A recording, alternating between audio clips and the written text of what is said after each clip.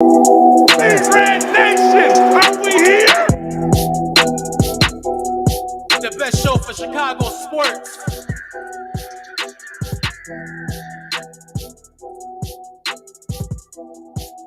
Oh my God! Yeah. What's good? What's going on, everybody? How y'all feeling today? It's your boy, Pat the Designer, back at it again. Appreciate y'all for tuning in and rocking with us for another episode of the Windy City Breeze Sports Talk Live.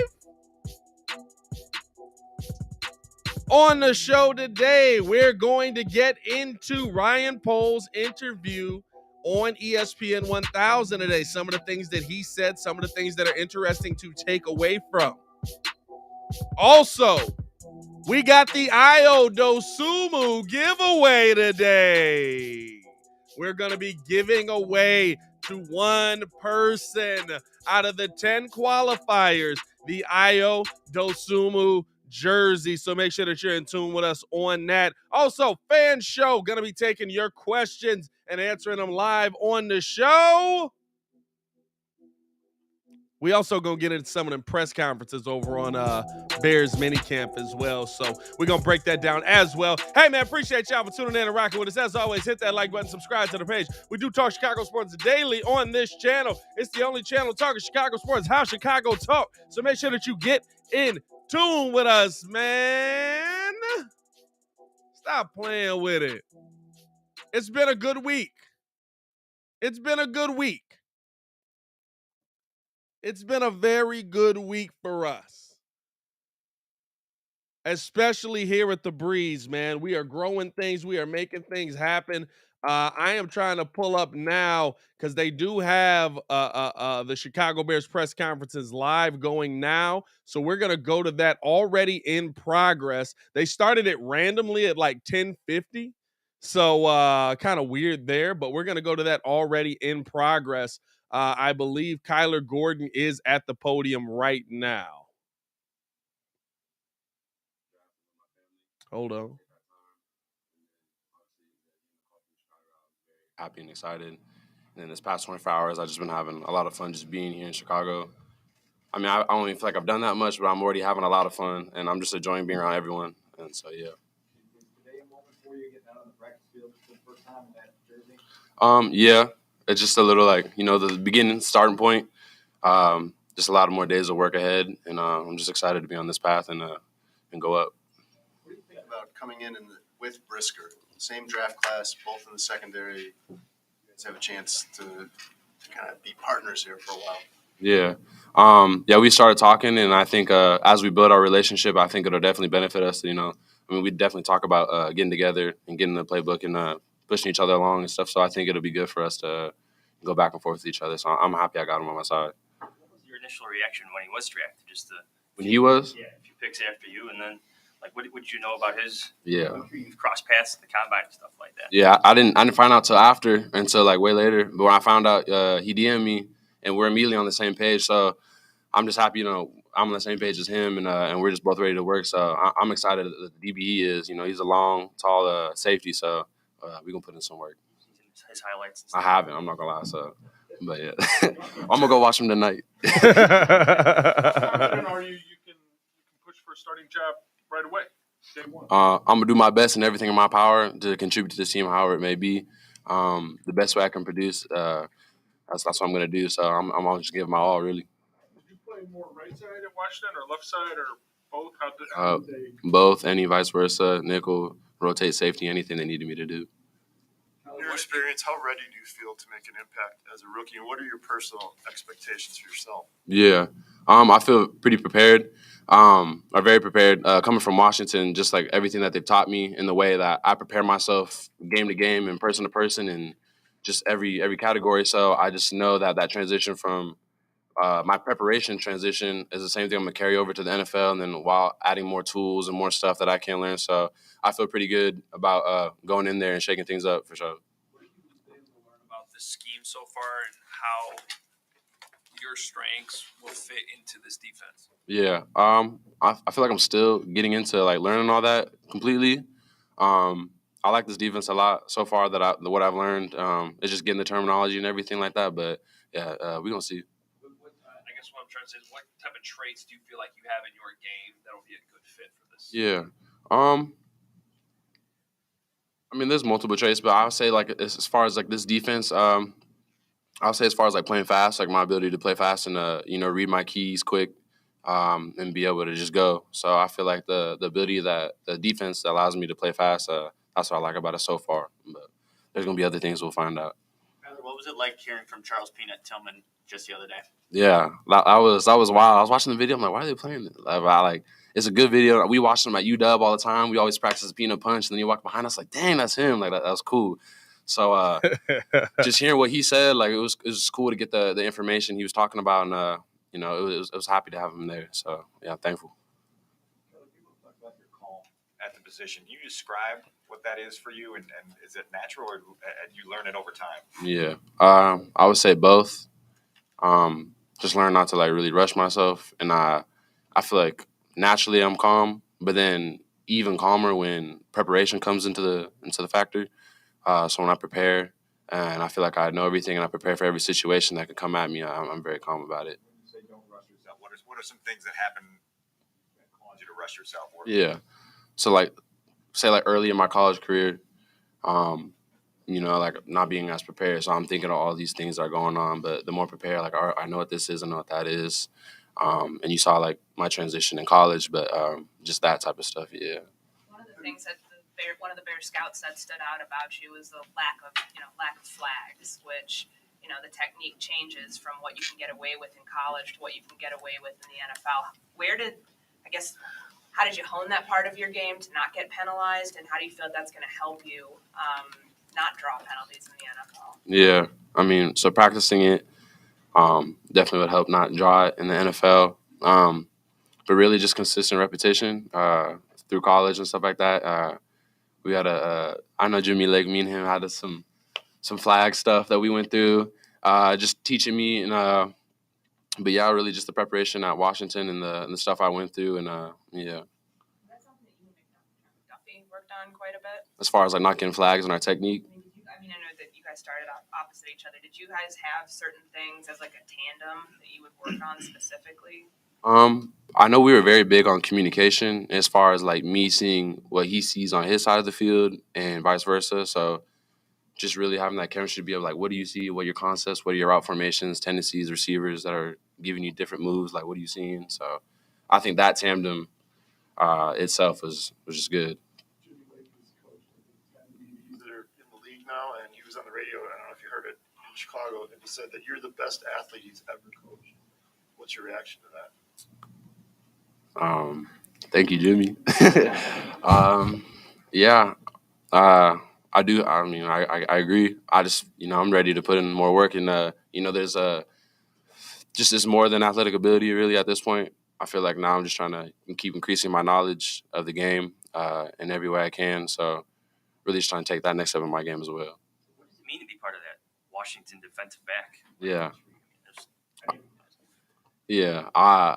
Just a big brotherhood, really. And we know, I like the way that we work. It's very efficient, very prepared, very confident in what we do. And I just like our formula. And our formula has always just been great. And you can see it be brought down every class that comes into UW. And so just to have that group and the way they process things and do things, is amazing.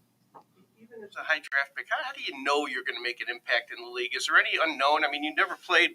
There's different speed of the game. Also, are there things you've watched, like watch NFL games or seen?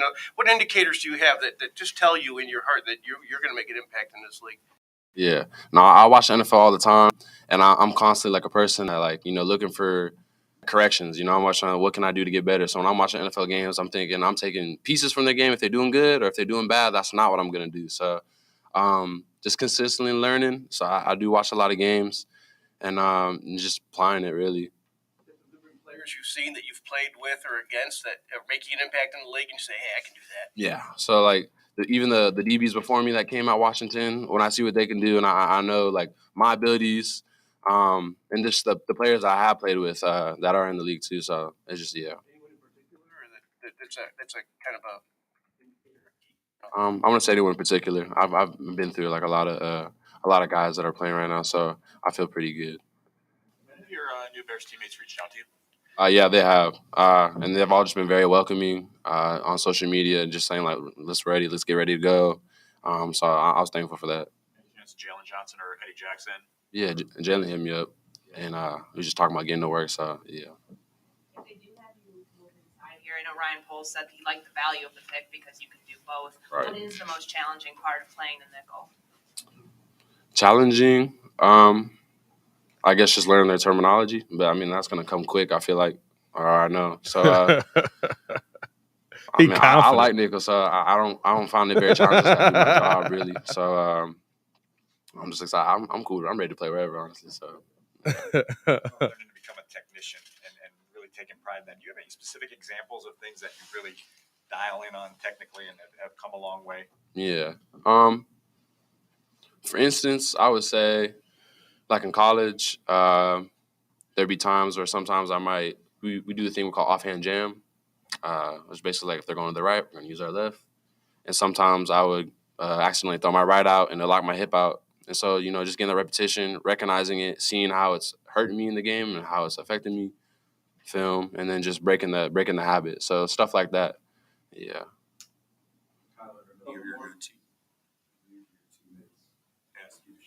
Dancing skills.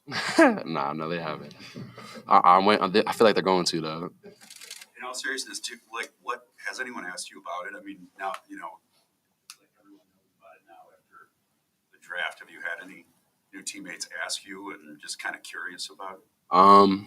Not yet. No. Everyone's like brought it up a little bit. Get a little laugh. But yeah. In the locker room after a win, do you have some moves? I only bring the moves out when it's necessary, when it matters most. If I get pushed into a circle, then I might do something. But yeah, I would guess that to some extent you've probably been teased about that over the years. How did you deal with that? Just get to a point where you seem like talking about it right now, it just rolls off your back. Yeah, I wouldn't say.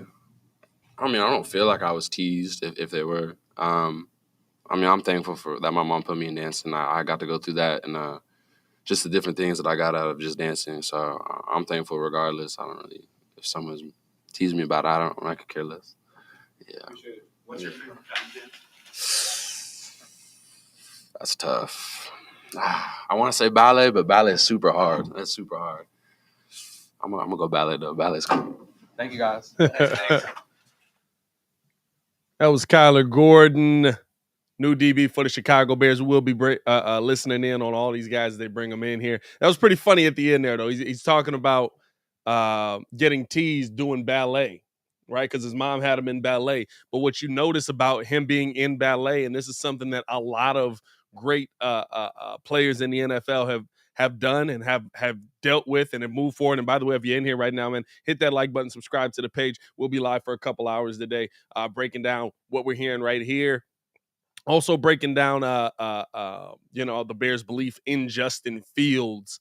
But no, I thought it was funny, right? Because to me, it's something that you could get teased about, especially playing football. It's something that, the guys would tease you about maybe. But it's probably the best thing for his career. And you saw it affect him in college where he's able to not only there's some plays where he's going out, catches the ball off of a pick, comes down, toe tap, straight ballet move out here, a little toe tap, bow, bow. As a DB, you don't see that often, right? So I think that's going to be very key for him, especially just the repetition of it, right? Like you think about dance, the repetition of dance, you got to keep doing something to learn a dance. The only way for you to memorize. And so I'm sure that probably helped him going into football. I'm sure that helped him moving forward with how he played on the defensive end, and just like getting used to having that going on in your mind all the time, right? Like, oh, I got to keep doing it this way. The one thing that I heard there from Kyler Gordon that I really liked was that he talked about getting into the film and correcting his mistakes quickly, right? He talked about how, sometimes they were doing the offhand drill and he would reach out with his right instead of his left, right? To me, that's seeing somebody who comes in and is ready and understands the adjustment, right? Like you heard Bayless Jones Jr. We didn't get a chance to hear him because he came on a little bit before Kyler Gordon did and before the live started. But Bayless Jones talked about just coming in with experience, coming in with preparedness, coming in with an attitude of maturity already, right? And I kind of feel that from Kyler Gordon. Like Kyler Gordon, not only coming in confident, not only coming in with an understanding of the game, but when they asked him about, hey, when you look at this play, when you look at how you're going to run the nickel, what's the difficult part of it for you? I don't think he's being cocky when he's saying, it's not that difficult for me. I actually enjoy playing nickel, but it's something that he studied over time. It's something that he studied over the years. And so you got to give him credit to me on that, right? Some other things that I noticed about Kyler Gordon just seems like he comes in with an excitement about working with the guys that are here, with an excitement about working with the tandem that's here. And I'm not gonna lie to you, I feel good that the Bears went out and got him. Some of the things about Ryan Poles' press conference this morning, they asked him about, would you rather have gone with the name that you felt like you needed or the position that you felt like you needed or the best player available? Ryan Poles feels like Kyler Gordon was the best player available because he agreed that, no, you have to go with your board. You want to trust your board. You spend all this time setting your board up for a reason. Who's the best player available? Who's going to grade this thing out? And Kyler Gordon for the Bears graded out as their best player available in that situation, right? And so I feel like that's a good position to have your GM operating from, right? Because if you go best player available, is it going to take you some time? Are you going to get the exact pieces you need? Maybe not, right? But eventually you're going to get or the exact pieces you want, I should say. Maybe not, right? But eventually you're going to get to the point where you have so many of those best player availables that you're going to be able to build your team up as a threat every single season. And yeah, you might have specific things that you go into the off season that you want to focus in on and that you want to get some help. Like we came into this off season, right? And we just kept talking about wide receiver, wide receiver, wide receiver. You got to get him a wide receiver. You got to get him a good wide receiver. You got to get him to that next level of wide receiver. Well, guess what? On Ryan Pace's board, wide receiver didn't grade out as well. And when you have as many holes as the Bears have, that means that, hey, we're going to go best player available in this situation. Now, it's yet to be seen if Kyler Gordon is the best player available. But at a minimum, right, if he is, now you've got the tandem with him and Jalen Johnson. Now, here's the best part about it, right? We've spent so much time talking about, you got to figure out what Justin Fields is going to be. We don't really know what Jalen Johnson is. We can't come on here and say we know Jalen Johnson's a great DB. I don't know that. But it's not because Jalen Johnson didn't play well last season. It's because they didn't throw him the football because the dudes on the other side sucked so bad, I don't have to throw him the football. Where's Kendall Vildor? He's on the ground getting burnt up. Yeah, I'm saying, like, so it's to me, right? It's the give and take of it. Like, yeah, I would have liked to see them go receiver or for me personally, right? Offensive lineman at that second, at that pick 48. But I can't be mad at Pace's process, and I can't be mad that Pace trusts the process. And it's not just, oh my God, we have to switch this now because this player became available, and now that's the only way we're going to do it, right? Like I feel like with Pace's process, Ryan Pace's process was, we have this process, but we can deviate from it at any point. You know what I'm saying? Like, for me, Poles comes in with a this is what we set up. We've spent months doing this, but we're going to stick to our plan. We're going to stick to what we have in the room. We're going to stick to doing what got us to this point. With Ryan Pace was more like, hey, we've got this plan, but we could deviate from it at any point because you never know what's going to come up in the draft. And he would take these swing and misses, or he would take these swings, and if he hits, yeah, that's great, right? If he hits on Mitch Trubisky, it's great. He didn't. He missed. Swung and missed. So now you deviated from your plan. You didn't trust your big board. You moved up. You gave away capital, and it continues to set you back. So I do like that about what I heard from Ryan Poles this morning. It seems like Kyler Gordon is going to be, at least coming in with an understanding of where he needs to be. I can guarantee you he's got the talent to do anything. Like he said, it's really the terminology. And I think that that's something that will come to him quicker than he thinks, because you've got that repetition already set in place. You've got that mindset already in there that, hey, I feel like, or because he did, like I said, because he did dance, because he's played football his entire life, like all of that is just repetition drilled into your brain. It's just continuing, do it again, do it again, do it again, do it again. And then once you get to the point where now repetition is the norm for you, he'll be able to pick up on the terminology quickly. And I think that will set him in the right direction quickly. Could be talking about him as a defensive rookie of the year candidate, possibly, if he can catch on quickly, especially with some of the help that he's already got on that side. Hey, man, I appreciate y'all for tuning in and rocking with us, showing love as always, man. Hit that like button, subscribe to the page, because we do talk Chicago sports daily on this channel. It's the only channel talking Chicago sports, How Chicago Talk. I just need you to go ahead and Push the button. Come on. Push the button. Come on, push the button. Yeah, come on, push your button. push that button, man. Hit that like button, subscribe to the page. Shout out to y'all for tuning in and rocking with us, man. We got a lot coming to y'all today, man. We wanted to do a fan show. We've been wanting to do this kind of show for a while, where essentially y'all just come in, drop questions, we answer a bunch of questions. So we're going to do that today as well, along with the DOSUMNU giveaway. The DOSUMNU giveaway, we're going to do it about 12:10. So stick around on that. So we got that coming up in about 50 minutes, something like that. So stick around on that and just drop some questions in the chat that you want answered, and we will be popping back in and out on the rookie press conference and stuff like that, man. Shout out to y'all for showing love as always. Here's a question that we asked at the beginning of the week based on how the draft comes down, and Ryan Poles said that Ryan Poles answered it today. We talked about, is there a belief in Justin Fields in the building? Because the Bears didn't go get wide receiver help, because they waited in the draft to get offensive line help, is there a belief in Justin Fields? And I felt like at the time it was completely idiotic to say that there wasn't a belief in him, because there was so much that they did on the offensive side. It's just not at a position that we like, right? Like, there's so much they did on the offensive side. Bringing in Lucas Patrick is a help to Justin Fields. Bringing in Braxton Jones in the draft, some of the other linemen that are late in the draft, is a help to Justin Fields, because you're creating depth.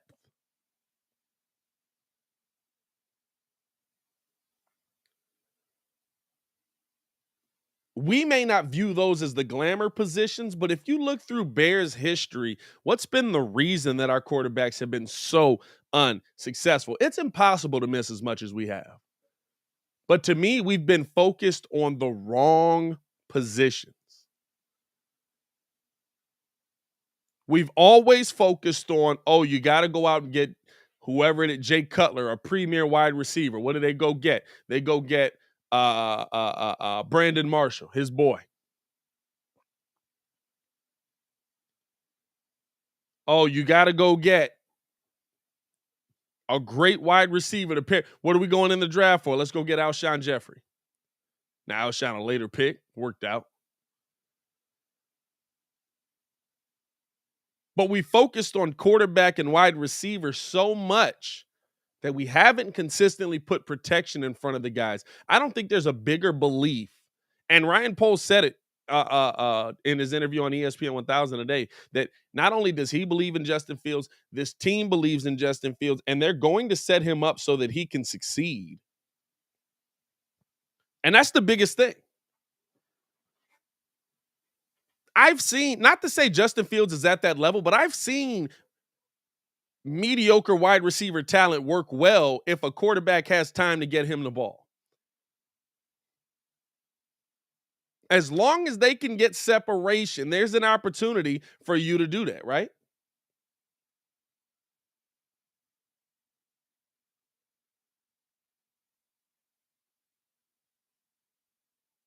So you got to put him in a position where he can operate and have time to get it to mid-level wide receivers, top-tier wide receivers. You know what I'm saying? We got another press conference getting ready to crack off here. We're going to go out to the Bears facility out at Alice. What do you want to do? Everything's at the main stage. Never mind. Now everything's here. Come on, Larry. Aaron, so how's it going so far for you? Oh, it's going good. You know, it's a lot. It's a little bit more complicated than college, but coach has been doing a good job of keeping me updated and letting me know like the plays and helping me with it. So it's been going good. So when it's a little more complicated, like how do you absorb the information? Do you have a technique to try to like get it? So, you know, usually you make a mistake once, they're cool. You make the same mistake twice, that's... Yeah, you don't want to make the same mistake, but walkthroughs help. So we just had our walkthrough. So I just feel good about everything I studied last night and doing the walkthrough. So I think I'll be good in today's practice. Goals for this weekend? Just, you know, showing why they drafted me, kind of help them find some confidence in that choice and keep it, you know, lean into count. One of the scouts that we talked to said, I think something that stood out to him was that you were always at Baylor in a 1A, 1B system with the running back room. What was that like, being part of that, and how do you, I guess, go in and process having kind of a running mate with you? It's kind of good. You know, you always got somebody with you, you know, take on some of the load. You know, that's just how we always done things, and I've never been like a selfish person. So I always enjoyed sharing the backfield and having like that kind of partner, you know, to have some success with. I think I saw somebody on the roster was like 230. Did you have you played with like a true fullback before? No, not a true fullback. Does that excite you to know that? Yeah, it's nice to have somebody that big to run behind. Have you been in contact with any of your Bears teammates, any of the veteran guys yet? I ran to David Montgomery in the locker room, and we chopped it up a little bit, but we haven't really just seen many guys. Tristan, how do these facilities and this program that you're being indoctrinated into, how does this compare to what you went through at Baylor? It's similar. Just the coaching staff and just everybody around been so welcoming, and, you know, just making you feel comfortable and at home, you know, because this is a new environment. He looked and like I've Pat never been this without far the away from home, glasses. to tell you the truth. Let's see. And so, like, it's just nice, you know, you get to see some friendly faces, you know, everybody's smiling, laughing, having a good time. So I'm comfortable here now. Is the workout room, the locker room, the cafe, all that? Shut up, Roy. More money than the Bears. Both facilities are very nice. Tristan, what do you consider your strengths?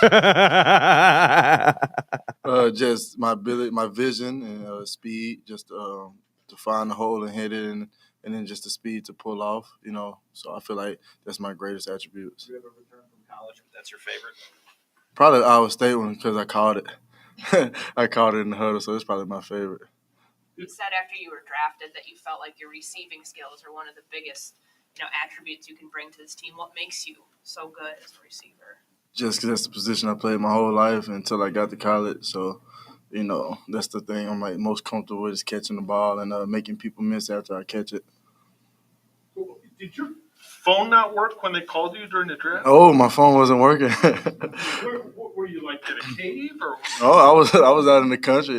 So I'm from the country, and so I'm out in the country, and you know, we had a draft party, and my agent was calling me like, your phone not working. I'm like, no, I got your call this time. He's like, but I didn't call you 3 times. I'm like, all right, I'm gonna go outside, and so I'm sitting outside, and my sister run up to me, and that's how I knew her phone worked. No, I didn't. So the Bears called your sister, or you saw it on TV? Bears called my sister. What's her name? Tiana. Tiana. Yes, sir. Good thing they had Tiana's number. Thank God, right? Because they don't want to draft somebody that. Yeah, she told my agent, she said, they might as well pick me. My phone works. George Smith trying to get a sponsor. Yeah, we need some, huh? I need something new. Overall, Tristan, what's the last 6-7 days been like for you? Well, it's been great. You know, your dreams come true. It kind of hit me yesterday. I was sitting here, had some Bears gear on.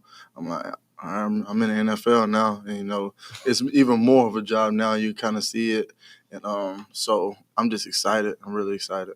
Hey, I don't look like every light-skinned dude ever, bro. I'm Ryan Poles. I'm just been ready to play Tristan football. I Ebner. know Come I on, had dog. spring ball already, So it's been a while since I actually got to play football, so I'm excited for that.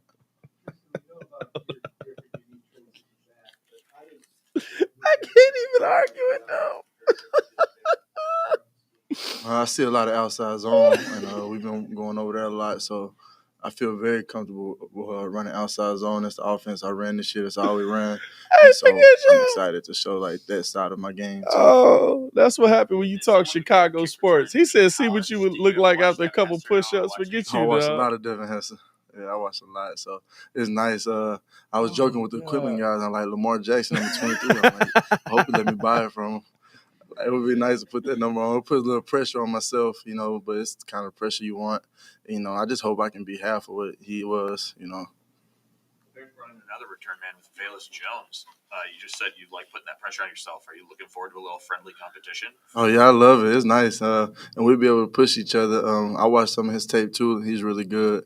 And so, I think it's fine. I've never been scared of competition, so it's good.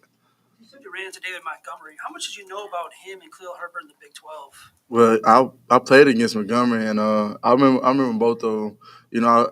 Obviously I knew Montgomery a little more because he was one of those guys in the Big 12, and he was at Iowa State, and he did really good. And so I made a joke because he had a fight with one of my teammates during the game, and so we talked about that. But yeah. Appreciate it, guys. All right, thank you guys. Hey, that's all you need. That's all you need. We don't need no long commentary. Shout out to Tristan Ebner. He a wide receiver. Forget y'all, man. Hey, this is the thing, dog. Every light-skinned dude in the world looks like me, apparently. Like, no matter what, every light-skinned dude in the world looks like me. Like, any light-skinned mixed dude the Bears bring in, it's me. What's up with that, man? Why y'all on my heels, dog? Now I got to start roasting people out here. It is what it is. What did he say? Baki said the Bears know Pat philosophy on running back. So they said we're gonna pick one that look like him. Not finna let this running back leave. Hey, I'll tell you this right now, dog. I'll tell you this right now. That man's absolutely will be out of here in 4 years as we draft another one. Stop playing with me. But shout out to him, man. Hope his career has a long lasting career.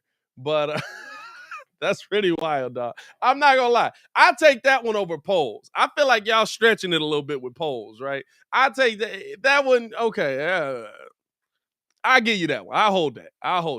No.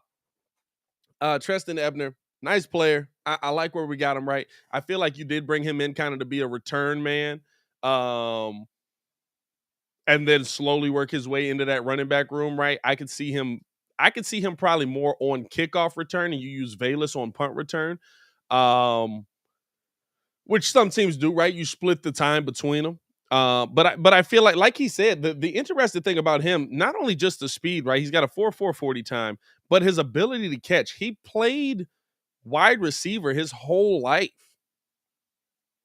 So he's coming in with a wide receiver's mentality, and then somebody's like, hey, we can hand him the ball in the backfield. So really liked Tristan Ebner at the spot that we got him. I feel like he's going to be a versatile piece for us, and I feel like the Bears are going to be able to use him in opportunities where, yeah, he is a really good runner of the football, but he also is very good at he can also get out in space and make some things happen in the screen game as well. Let's get back out to the facility.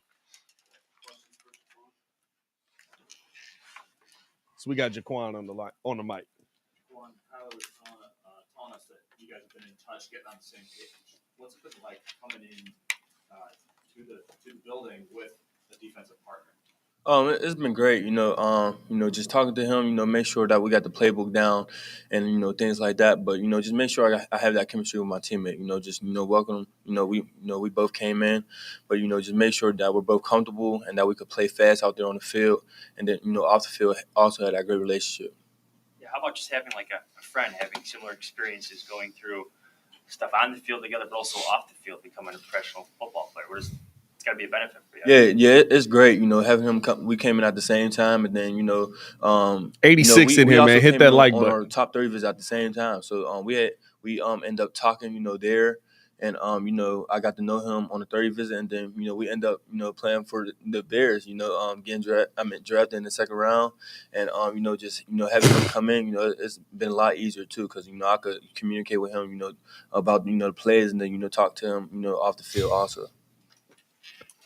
What do you hope this weekend allows you to show the coaches and stuff here? Just that, I know that I could pick up on the playbook fast enough and, just play fast. I think that's very important, coming in, high expectations, but, also showing it on the field, showing that, I'm in shape, and then showing that, I could, learn the plays.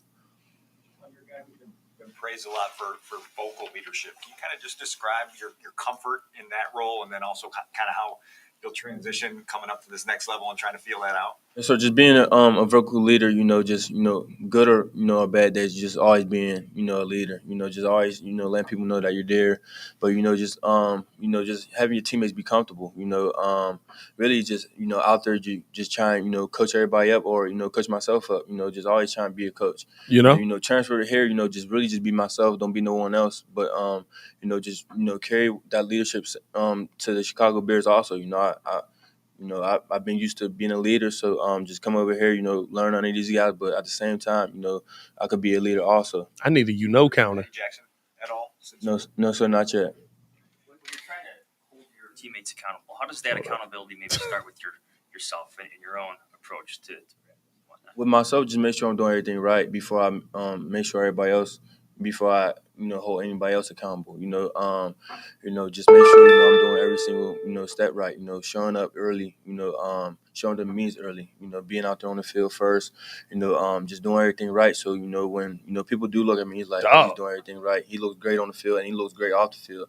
So just having that trust in my teammates, that chemistry in my teammates, to where they could look at me and be like they could listen. So. Have you thought about being Justin Fields' teammate as opposed to his? I'm trying to find like a ding. Yeah, I thought about it. That's too much. When I got drafted, I'm like, I should bet him about that number one. I do want that one, but I thought about it. Plenty of times. We had a couple great battles, but I have thought about it.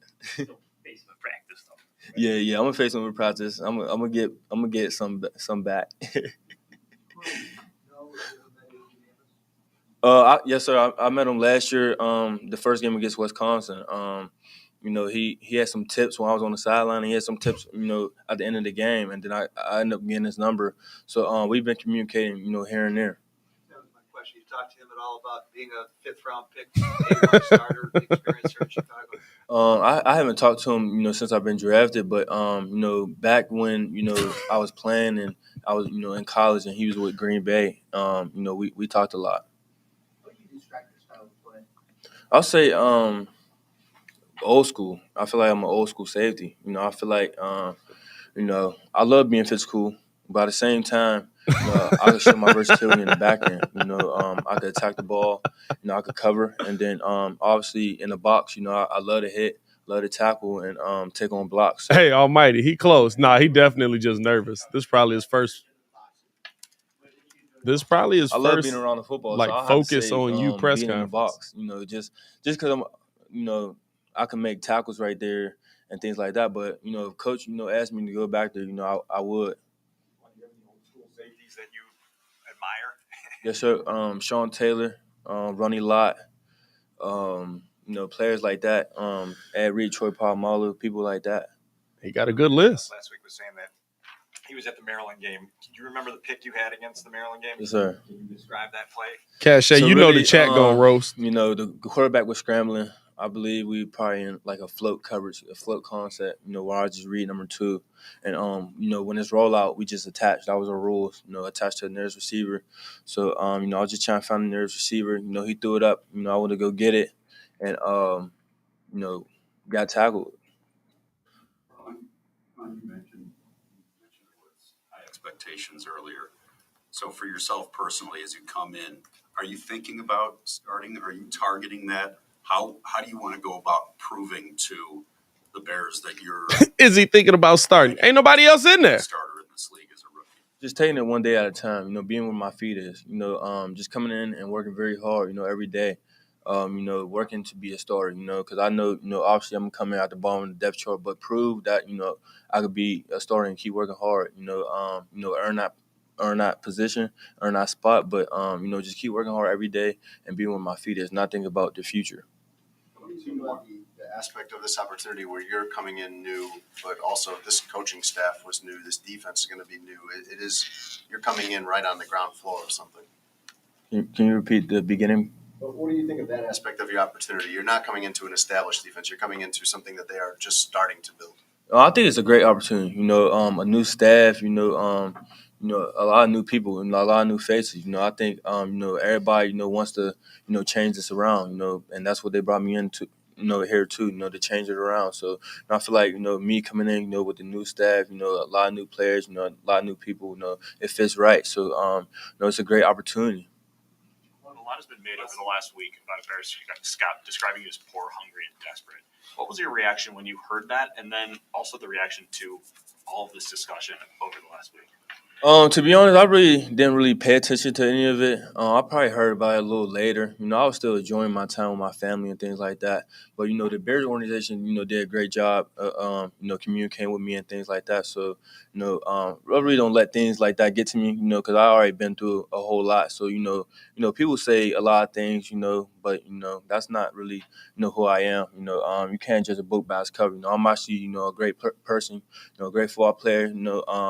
And I also graduated from college, at Penn State. So, I overcame a lot of things, but I don't let little things like that get to me. Were you offended by that description? No, sir. It really just brushed off my shoulders, and really I heard about it like super late, but I'm good, I'm fine. It's time to play football. Plus, they fired him. Thank you. That was Jaquan Brisker, future starting safety for the Chicago Bears. Definitely dropped a lot of knows in that. I do know. But no, I feel like, listen, we know what Brisker's going to bring. We know what Brisker's going to bring on the field. We know what kind of game he has.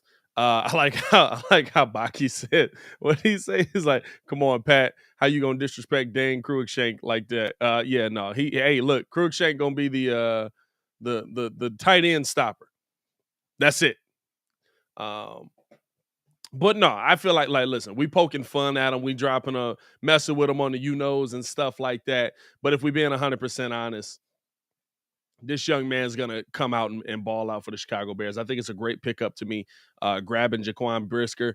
And I guess that was the end there of the rookie interviews. They just cut the video off. They didn't say bye and nothing. Good Lord. Could have said something to him. Guys. Okay, now we got that going on. But no, I feel like, and I think Baki tweeted me, they might break it up. If they break it up, I'll get Velus Jones as well.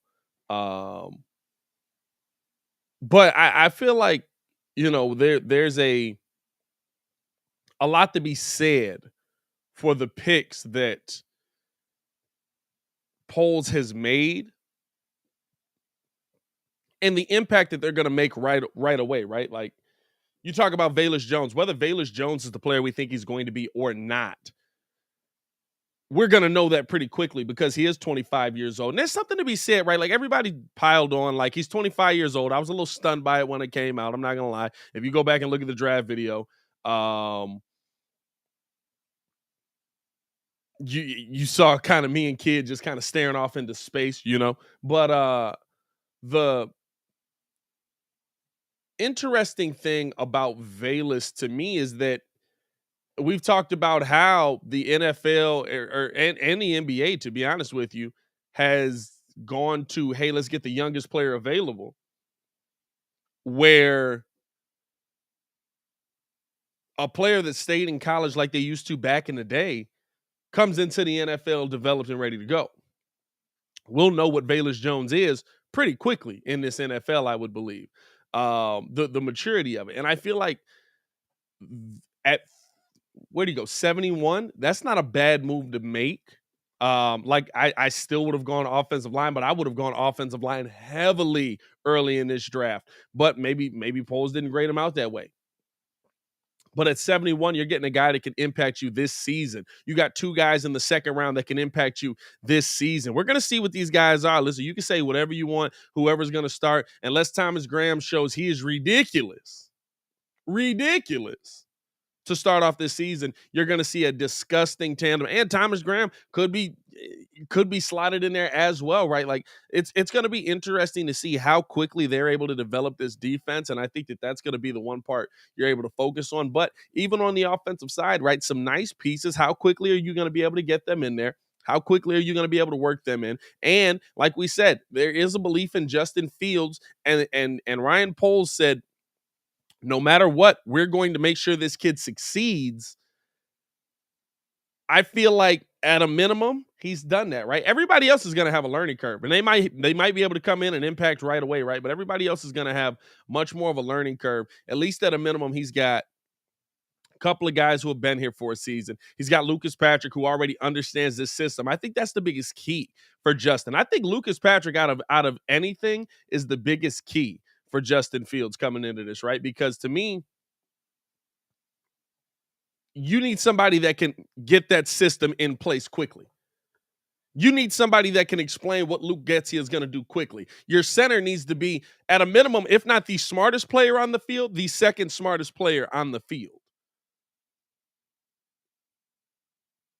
And so I think that Lucas Patrick is the one that makes the most difference, is going to have the biggest investment, or is the biggest investment into Justin Fields. And so it's going to be interesting to see kind of how quickly the Bears can hit the ground running with this. And Ryan Poles in his interviews he said, listen, this is not a rebuild. This is not a retool, because when you think about those, if you feel like, excuse me, you're doing everything from the ground up. You're building everything like there was nothing here. He said there's some good pieces here. Now, I don't know if I fully agree with him on not a rebuild, not a retool, right? But I will say this. I look at this as an opportunity for the Chicago Bears to have some pieces in place like you do. Roquan, Jalen Johnson, Justin Fields, you hope. David Montgomery, at a minimum, we know can play football pretty well. Darnell Mooney's a good wide receiver. You've got that quickly. Those pieces are in place. Now, how do we build around those pieces? How do we fill in the gaps? You've gone out, you find 2 defensive players that are going to be able to make an impact day one, play one. You've gone out and you find a guy in Velus Jones who I think was a reach, but I do think will give you good production in the NFL. Those are guys that can hit the ground running immediately. On the as you start getting later, right? Like Braxton Jones to me is a guy that I feel like the Bears could have work his way in to the lineup quickly. Now, whether that happens or not, that's a little bit more of a stretch, right? He's a 5th-round pick. But I think you were looking for a replacement for Larry Borom on that side, weren't you? I like Larry Borom. I haven't seen Larry Borom be consistent. Those are 2 different things. I feel like Larry Borom's a good piece to have on your team. I don't know if I want him as my starter. Last year, you had to have him as a starter, and he wasn't able to go 100%. I do got the Velus Jones interview. Let's listen into that because we didn't get that on the show. He talked for about 10 minutes, so that'll be good to hear. And then we can get into getting ready to do the giveaway and talking with you guys, answering you guys' question, man. This is a fan show. We want to make sure that we're giving back to the fans. We want to hear from you guys, the fans, and answer your questions. We'll put them up here on the screen, man. If you want to make sure your question gets heard, drop that mug in the super chat. Shout out to y'all for supporting the show. Let's go out to Velus Jones real quick and hear what he had to say. Starting it off with a yawn, brother.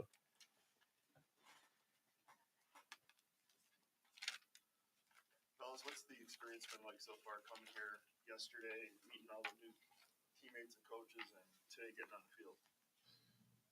Man, exciting. Hold true up. blessing. Hold up. This is the first time I heard Bayless talk. I ain't gonna lie. Buddy came on sounding 40.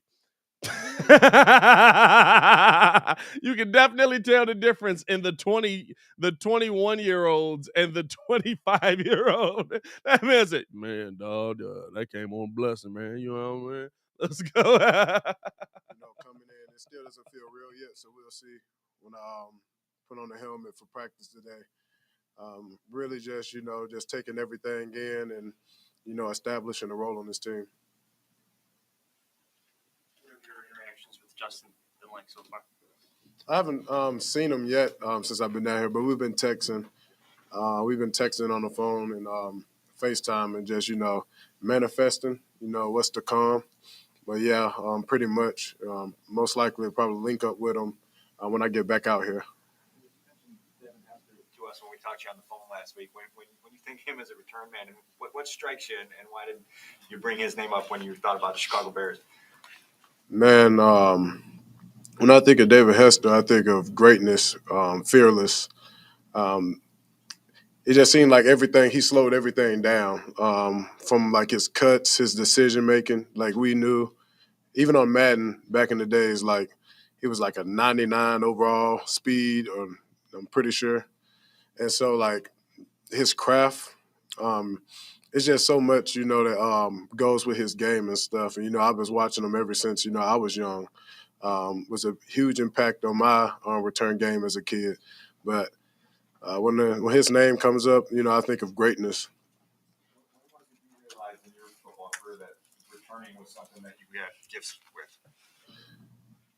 I would say Pop Warner when I was in Park League, when I had my first kickoff return against a real good Park League team that at the time lost one game since they've been 4 years old, and we were 10 at the time. And I'll say then I realized, sky's the limit when it came to that. And ever since then, I've just been perfecting my craft. What was that return? Can you describe that return? Well, it was really in Park League, we didn't have no field or no middle, a boundary return. The ball was just rolling on the ground, and I picked it up. But I remember at a point that I was slow picking it up so I could bring them in a little more, and then I picked it up, and I knew I would get away with speed, and then I just followed my blocks. But I remember that like it was yesterday, and that's been so long ago, like 12 years ago. Bayless, have you done, the specific speed training over the years? How did you train for the combine to get the 40 time that you did? Is there anything that's been specific that you've added? So when it came to training for the combine, I knew my 40 time was going to be real important. So that was my decision to go to Bomarito and Pete, in my opinion, is the best in his business when it comes to speed. And so it was like technique things. I knew I had great acceleration, but I definitely, needed to work on my start. And so I went to Pete and got all that down packed with him. And, I peaked at the right time, and, he said I would. And so I just trusted the process, putting in work each and every day, not looking too far along the line when it came to the combine. But, yeah, Pete definitely came in clutch with me. And so that was a great decision of me going out there training with him. Did you run track in high school, or have you always naturally been as fast as you are now? Yeah, I did run track in high school. I was fast when I was younger because I remember being in Park League. Bill Silver was my Park League coach, and he was just saying he's going to make me a superstar because I was already fast, and that's my first position on offense was running back. I played cornerback before then. And so I was a late bloomer, like growing up. I remember I was always the smallest when I was fast, but everybody got much bigger and things like that. But I was like a late bloomer. So I would say my elite speed didn't really kick in until like my junior year of high school. But speed always ran in my family when it came to my grandmother, my older cousin Colin, and then my dad. And so speed is always something we had in our genes.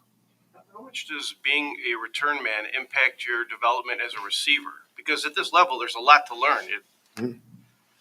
I would say Tougher to do both. You wish you were a dedicated receiver so you could just work on that. I would say it's really a blessing. Me, I came here, I want to win games, and I want to help this coaching staff win games, and I'm all about winning. And any way I can affect the game, definitely in the return game and as a receiver, I feel like you can never learn enough. And however, I can help my team. And so, no, I'm blessed that I can do both because I can impact the game in different ways, especially for this team. So I'm really excited about that. But wherever they need me to be, that's where I'll be. What kind of details of route running do you want to improve between now and the start of the season? I would say top of the routes, breaking in and out of routes. That comes with flexibility, things off the field. Be able to drop my hips even more. Just as a working on my route craft overall. I mean, even the best route runners, they got to get better at something. From your time at USC to when you ended at Tennessee, where do you think you improved most in your game?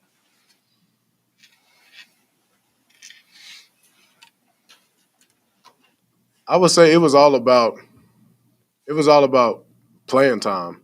The opportunity I got. You can't really experience anything if you're not out there as much. And so when I got that opportunity, now I can experiment other things I need to work on because it's kind of hard to compare, especially on the offensive side, USC and Tennessee. Because I got the opportunity at Tennessee, I ran away with it.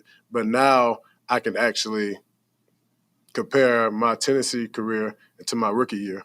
And so, just working on that, and then I'll be able to compare and contrast. But I really didn't even get the opportunity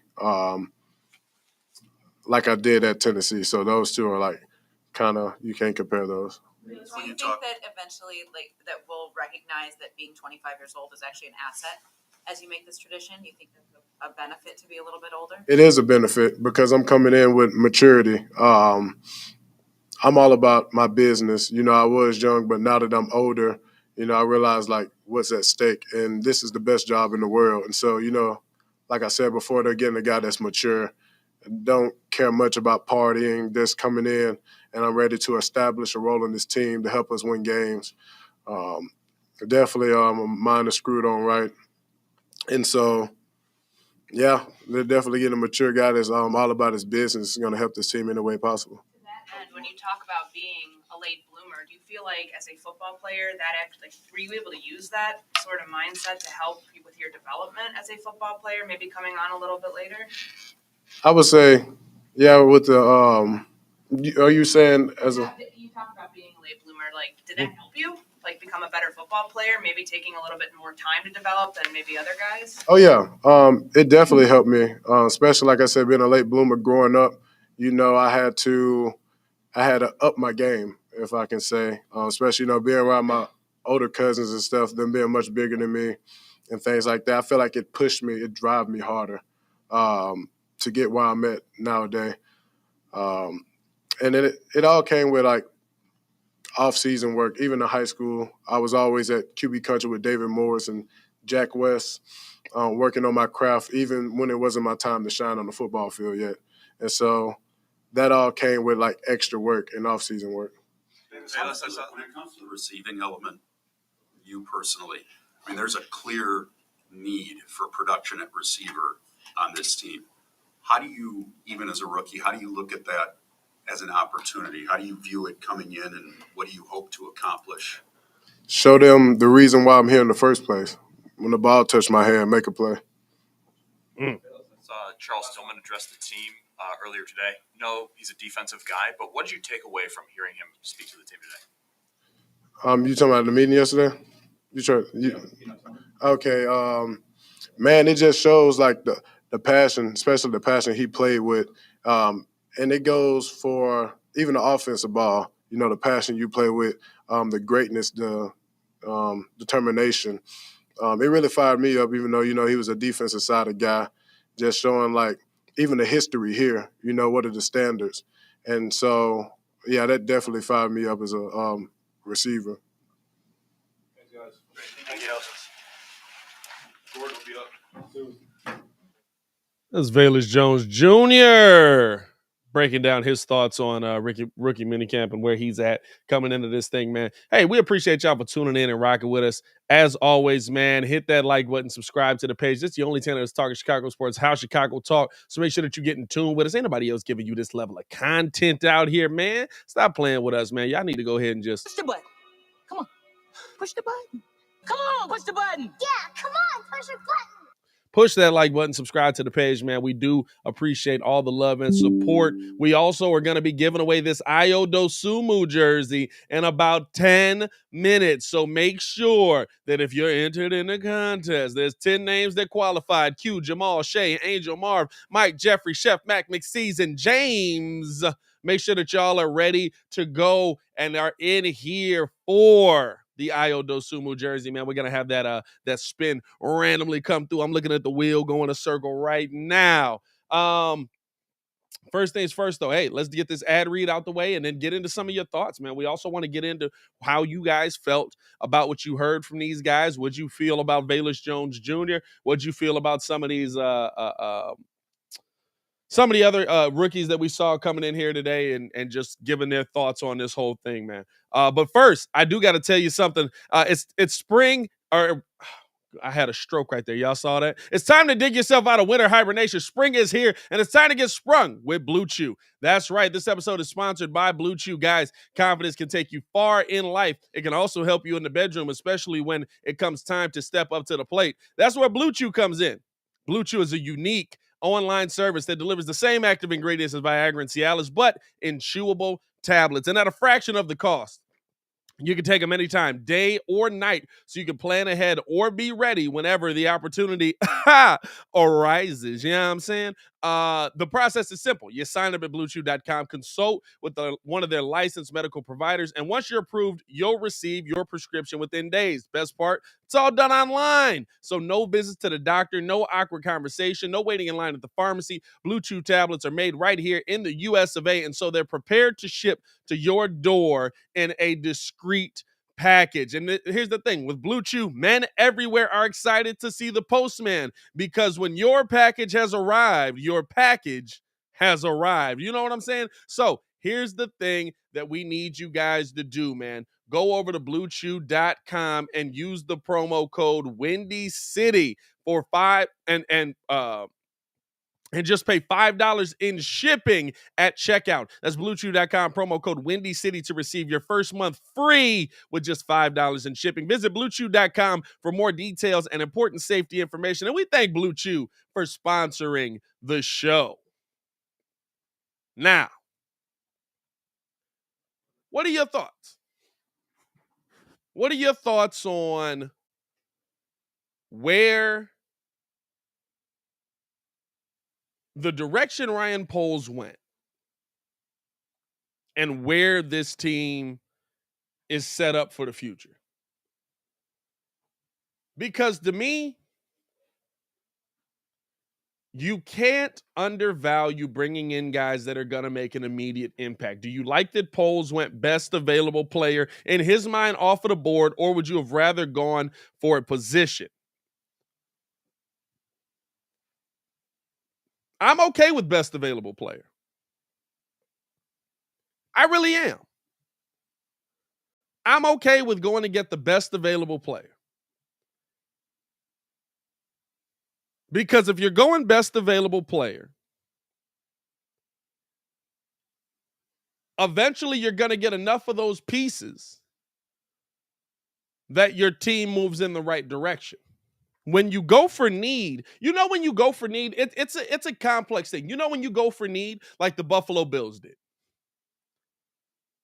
When just about at every position on the field, I've got somebody that can make a play. That's when you go for need. Not like Almighty's comment. He says, best available was cool because it was also a need. That's you know what I'm saying? When best available is also something you need, it does make a difference.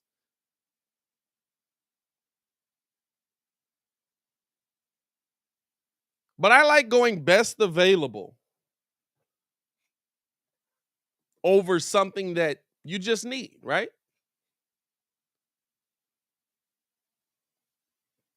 Because in that situation, if you continue to find the best available player, eventually it's going to work out. And especially with the Bears situation, Bears come in with a lot of money on the books next year. Bears come in with a lot of money on the books next year. Or off the books, I should say, next year. A lot of money to spend.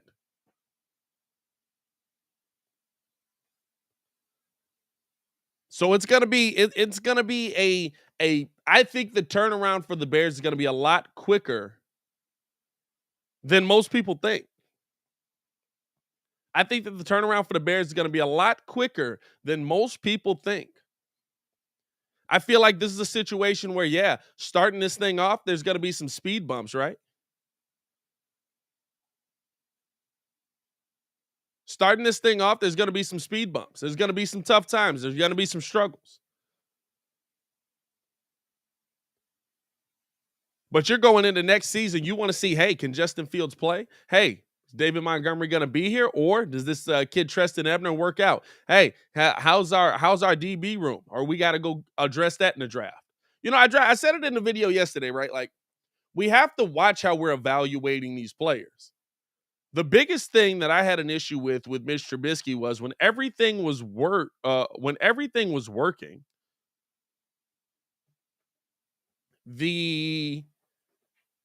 And like he had great protection and the receiver was working and Matt called a great play. There were too many moments when even in that moment, Mitch didn't work.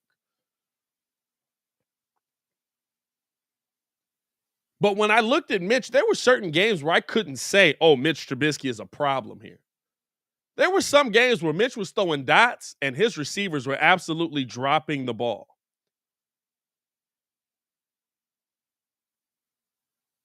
There were some games where Mitch was absolutely dotting it up and his receivers were just dropping the ball left and right.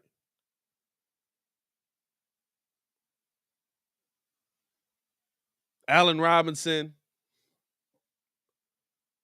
Some games where there were 50-50 balls and you were like, hey, you're the number one. You got to come down with that. And he didn't, right? There were sometimes Mitch allowed the player to make a play and his receiver didn't make a play. That's the same way you got to evaluate Justin Fields. If Justin comes out and it looks like he's throwing the ball just a little bit behind and receivers not, like with Velus Jones, right? What is it? I'm going to drop back. I'm going to put this mug up. You got to run into it and keep going. You can't throw it a little bit behind him so that he has to slow down. You don't want to stop that speed. Right? Like, is he being accurate? Is he putting the ball on people's hands? Is he like, those are the things that I have to assess. And then if I look at the game and he's doing all those things well, he's reading the defense well, he's breaking it down, and the ball hits the receiver in the hands and he drops it, guess what? I'm not going to come out of that game and say Justin Fields was awful. I'm going to come out of that game and I'm going to say Justin Fields gave his team a chance to try and win this game and his receivers let him down. Same as I did with Mitch.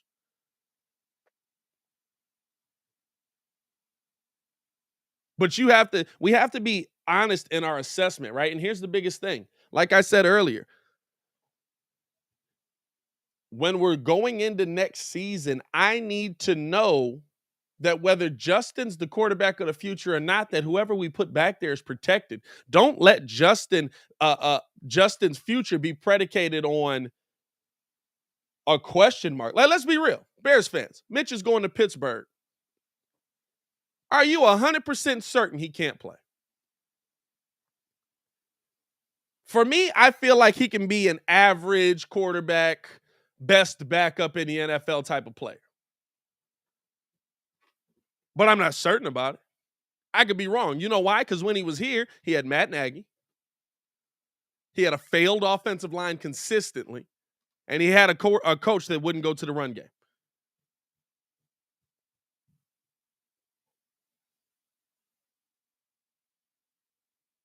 So he could go to Pittsburgh. He's got weapons. He's got a line. He's got a run game. He's got a smart head coach. And he's got great coordinators.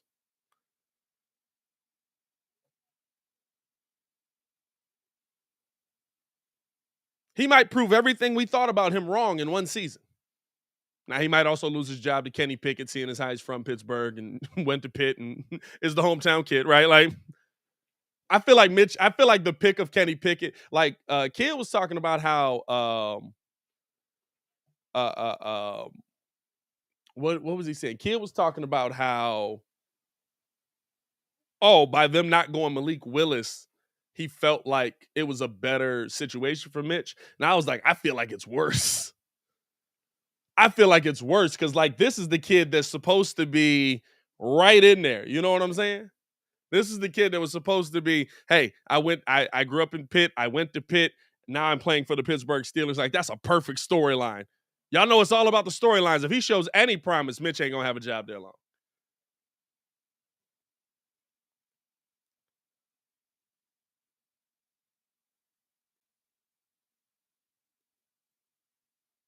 So it's one of those things to me where, like, I'm going to evaluate Justin based on what he's able to do.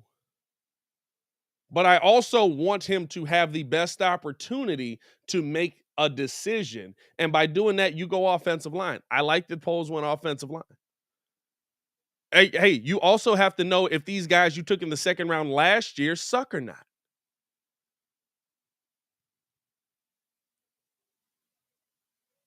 You also have to know whether these guys you took in the last season suck or not.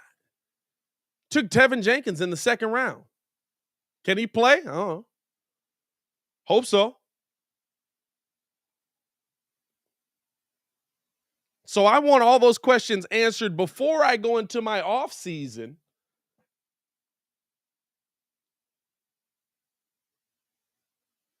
Where I have a full slate of picks and money. Because next year, I can really start to build the Chicago Bears. Next year, I can really get to the next level with the Chicago Bears.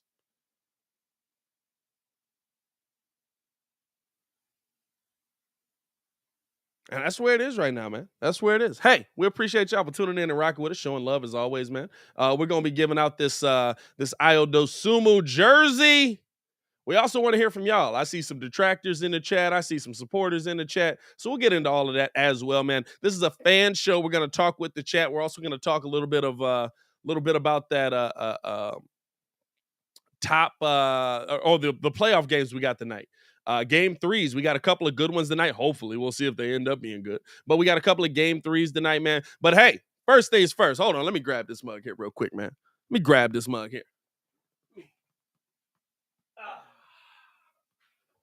Hey. We got the DOSUMNU jersey in the building.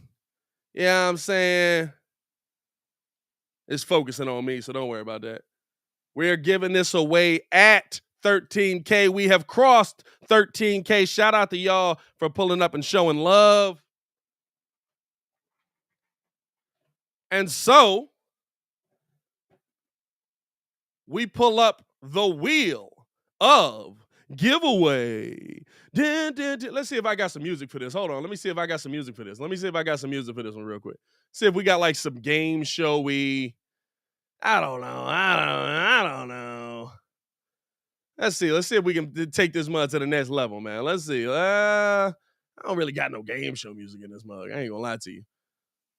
This music all kind of like. Let's go. Hold on. Let's go with it. Yeah.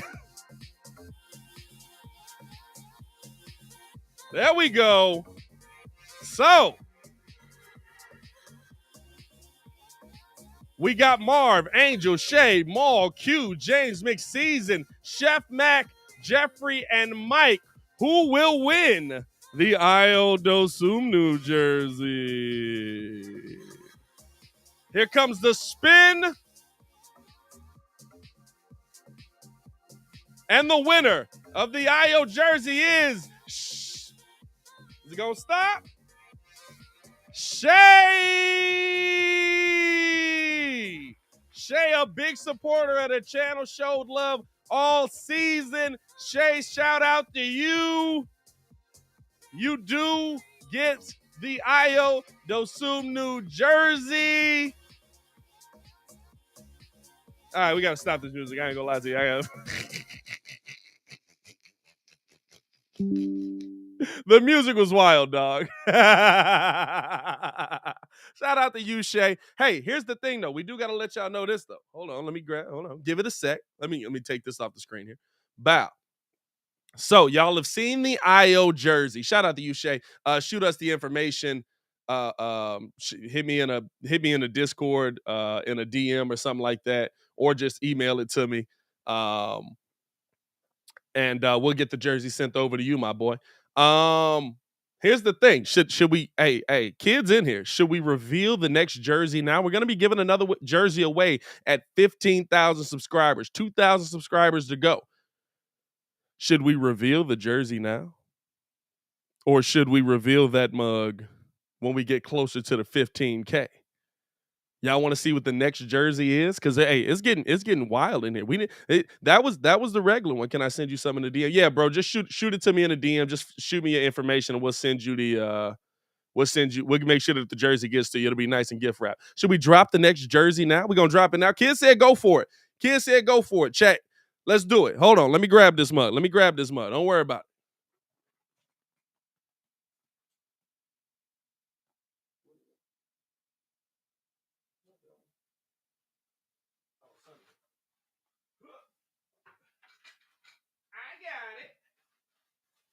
All right, hold on. Here we go.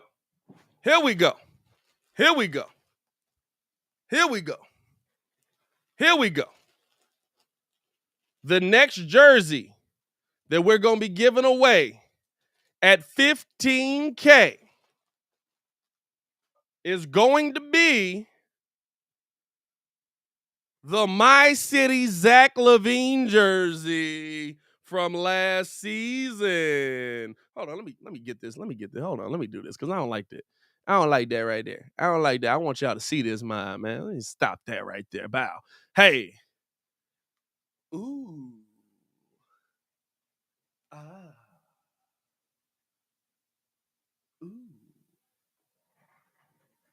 Ooh. Ah.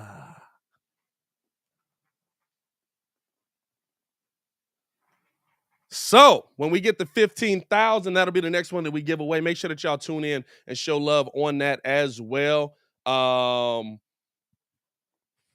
man, listen, the easiest way to help us to have a chance to win the jersey is going to be just by sharing the page up, sharing up the content, sharing the short videos and stuff like that, man. Because listen, we see all that. We're not a big brother organization yet. Plus, we're going to be having another similar to what we did kind of giveaway. How you gonna snub some Minovich like that, Pat? Hey, listen, Marco you gotta make a play. What's Stacy say for the nickname, brother? You gotta make a play. Marco's biggest play was getting dunked on. So come on now.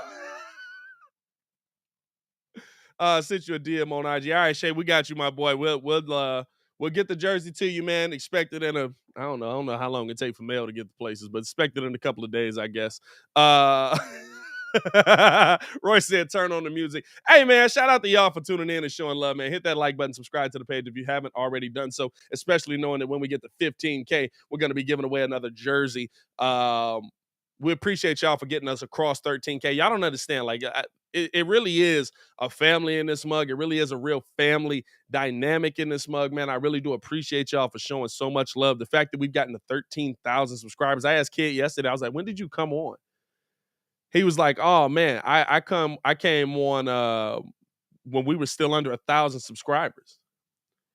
We've gone so far since the beginning, and it's because of people like y'all, man, because we've built this family dynamic, man. Like, I know mugs, I literally sit there and leave the show and I'll be talking about y'all to the rest of my family like they know who y'all are, and some of them do because they be in the chat as well. So like, it really is love, man. We really appreciate you guys for showing so much support to the show, and we're glad to be able to give back. Shay, shout out to you for winning the IO jersey. The next one, like I said, is going to be that Zach LaVine My City jersey, and then we get the 20K. So we got two more we're going to do this year. We got 20K and we got 23K. Of course, you know we got to do 23. Come on. If we can get to 23K by the end of this year, somebody's going to be getting a Jordan jersey in this mug. Shout out to all the Bulls fans out there, man. Or we can go Hester. Listen, it could be the 23 of your choice.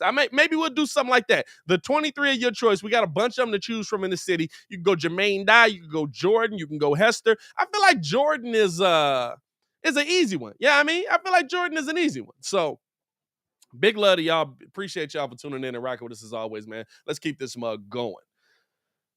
Drop some questions, man. Let's answer some questions in the chat. This is the fan show. What do you guys want to hear my opinion on? What do you guys want to know? We're also going to be talking about some of the stuff in the NBA as well with the game threes. But drop some questions in this mug, man. Rico said a Jordan 45. Nah, bro, we got to do that at 45,000 subscribers. You help us get the 45,000 subscribers. Guess what? A Jordan 45 is coming out. Come on now. Stop playing with us. There's numbers in this game. You know what I mean? We might get that gold dipped. We get the 45,000 subscribers, bro. We might get that gold dipped. It doesn't have to be just Bears either. It can be whatever comments y'all want to drop. It can be Bulls. It can be White Sox, Cubs, Blackhawks, whatever y'all want to do. Life. You know what I'm saying? Like this is the second half of the show. It's a freestyle Friday. We enjoying ourselves. We're having fun. I appreciate y'all for tuning in. Let's see what we got here. Kevin asked, what gets the Bulls to the ECF next year? I'm going to be real with you, dog. Health. Like, there's some pieces you got to add, but the most important thing is health. If we're being 100% honest, right? Like, this Bulls team, I'm not saying that it's an easy cakewalk, you dig, but they have a better opportunity of getting past Milwaukee if Lonzo Ball's there, if DOSUMNU's coming off of your bench and giving you good production, if Zach LaVine is 100% healthy and he's able to knock down the three consistently. They haven't had health. This Bulls team they haven't been healthy. And that's the biggest problem that we've consistently seen all season. So, yeah, you can go out and add players. I think that you do need to go out and add some pieces. I think that they do need to go out and find some different pieces, especially at shooting. I think you need to sign some probably sign some big men. You know what I'm saying? Go out and get you some more size there. But, like, if Zach LaVine's not healthy, if Lonzo Ball's not healthy, it doesn't matter. It just doesn't. McSeason with a question. McSeason was in the contest as well. Who would you want to get back if we do a sign and trade with the Lakers? Who would I want to get back? In this hypothetical situation, who makes the money work? Renewable. We could do Sandberg as well if you wanted a Sandberg. If you win, help us get the 15K to find out. Or 23K, I guess I should say, to find out. Bro, I don't want nobody from the Lakers. I'm not gonna lie to you.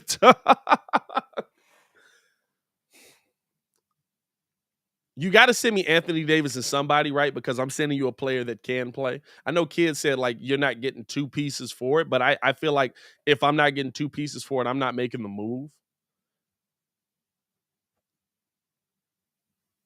I guess you would kind of have to get Anthony Davis back. Like, there's no other piece on that team that even makes sense to come back in that deal. And send me a pick. Because the Lakers are going to have a pretty high pick, and I can flip it. What is the Lakers pick this year? Okay, we got to know by now, right? Like, let's see. Lakers draft position.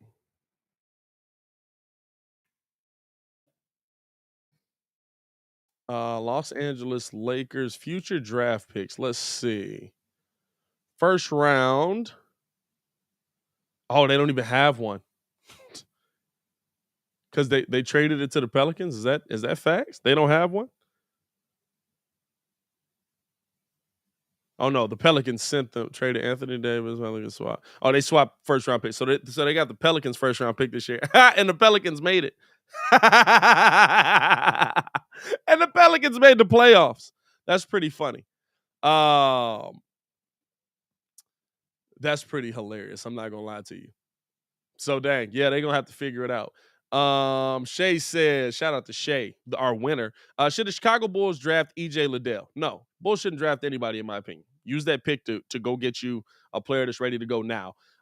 There's a certain amount of development that you can have on your team when you're trying to win. And right now, I don't feel like I feel like we've maxed that out, right? Like Io and P will. And Marco's gonna you hope Marco develops, but like Marco's kind of the odd man out in that situation. So like you don't want to bring in a ton of development pieces yet. EJ Liddell probably comes in, and I'm gonna be real with you. I haven't done a ton of breakdown on him anyway, but he probably comes in and he's able to make an impact. But is it going to be enough impact for you to get to a championship level? What did he say? BJ, 15K subscribers for a Brandon Marshall jersey. Hey, I love B. Marsh. I love B. Marsh. I loved him as a player.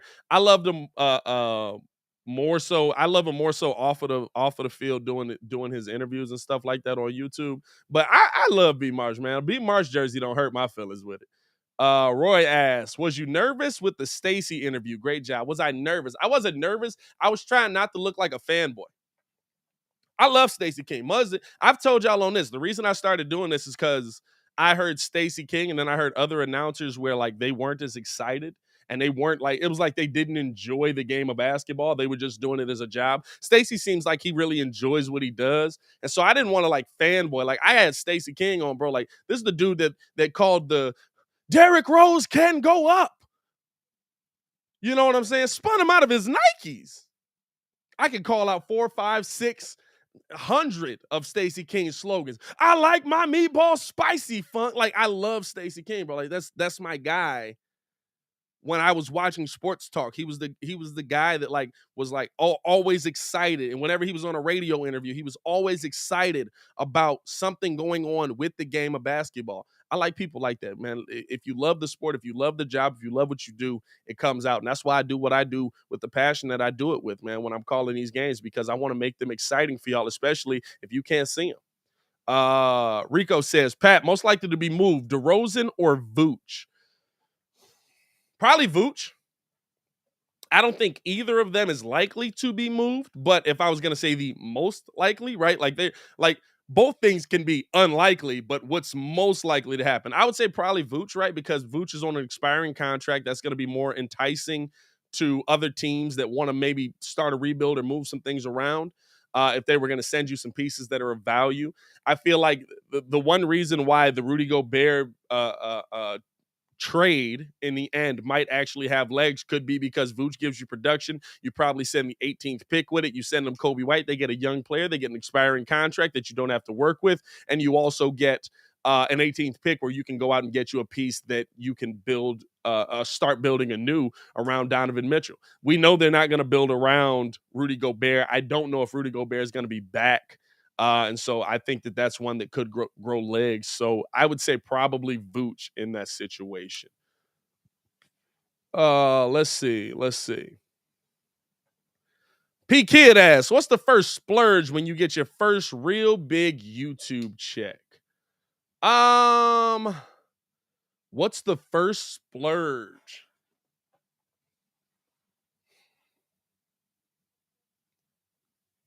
I'm probably going to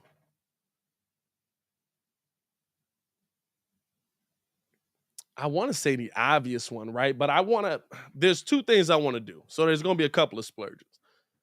I guess 3. One, I have to take my wife somewhere immaculate because she's been such a supporter in this journey. She's been somebody who absolutely shut up, Baki. I see you. I got 2 chats going. Baki said a new chair. Forget you, dog.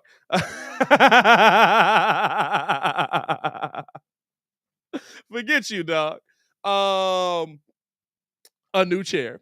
I'm not gonna lie to you. Definitely a comfortable chair, bro. I might spend like $1,000 on a comfortable chair because you do need a good chair. I got to take my wife somewhere nice though because she's been a huge supporter of me in this journey. She's literally been like, "Okay, go follow your dream." Most women ain't doing that, so I'm talking about like Paris, Italy, something like that. Probably Italy. I got to know what I got. Apparently, I have family over there, and I probably should meet them at some point. Or they don't like black folks, so that'll be interesting. As far as like a personal flex item, no. Oh, the other thing I want to do, I want to get I want to rent out a suite at one of the Bulls games, hopefully a playoff game, and bring the whole Breeze chat in there, free of charge. Not the whole Breeze chat, 13,000 of y'all, that wouldn't fit, obviously, but like bring a bunch of the Breeze family to that event free of charge. Just pull up, we'll give away spots. That's one thing that I really want to do because I feel like the reason we're here is not only because my wife has supported us, but also because you guys have shown so much support of the show. And so we want to do that as well. And then the third thing, I ain't gonna lie to you, I'm getting a GTR. I'm getting a Skyline GTR. I don't know if I'll do that with the first check, but at some point with that, if it's a real dumb big YouTube check, like a M or something, I'm getting a GTR, bro. I'm getting my Skyline GTR. I just am. What else we got? Boom. Robert Schwartz asked, Pat, do you think the Bears defense is going to be top 5 next season? No. I feel like there's still a lot of holes to fill. That would be based on how good why can't I think of Dominique? What is the other pick we had named?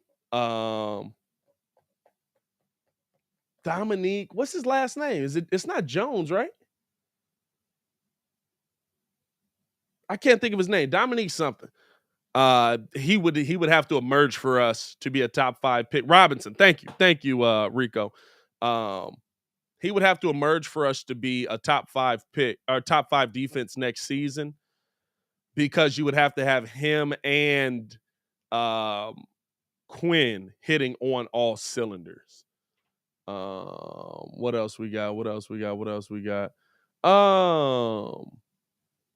What do you think about Kyle Kuzma to the Bulls?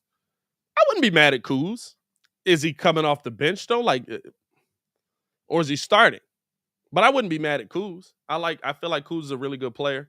I feel like he's kind of found his role. It's like somebody told him, hey, if you put your back to the basket and do a spin move, nobody can keep up with you. And so all of a sudden, like now he's this really good player and stuff like that. So that's going to be interesting. Shout out to my co-host over on Locked On Bulls. Hayes in the building says we can't do a sign and trade with the Lakers because they're over the tax apron. Hey, I ain't gonna lie to you. He be paying attention to that cap way more than I do. So shout out to him, man. What else we got? Just some questions in this mug, man.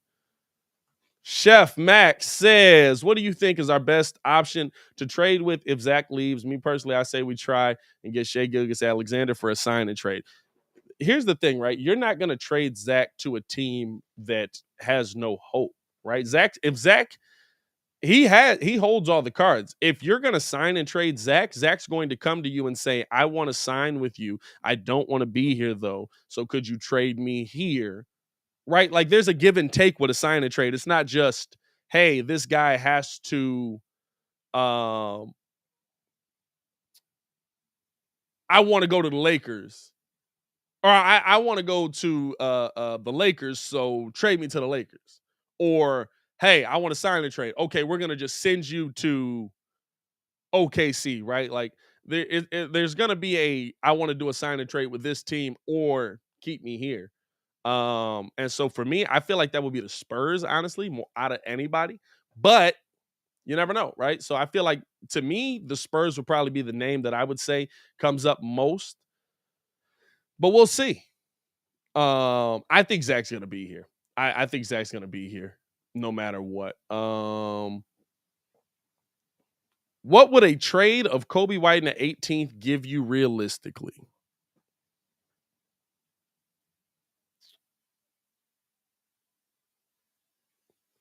I think 18 alone.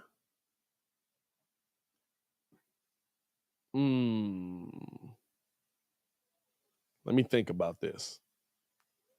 Because I'm trying, right? Because if you're doing that, you're sending them to a team that is rebuilding. You're sending them to a team that you feel like is young and starting over and trying to figure it out. A trade of Kobe White in 18 probably could get you Christian Wood and maybe Dennis Schroeder back. You know what I'm saying? Like, there's a lot you could do with a trade of 18, but adding Kobe White into that adds a different dynamic of it. And so it would be interesting to see. But I think 18 alone, you're trading that to a struggling team like that. You might be able to trade with OKC and maybe get a shooter out of there or something. See if you can get Lou Dort back. I don't know. Let me see. Good answer, Pat. Puerto Rico is beautiful this time of year. Shout out to Puerto Rico, man. There's a cold restaurant for you to take her to in Italy. There's a lot of restaurants in Italy, my boy. Let me see. Questions. Let me get them.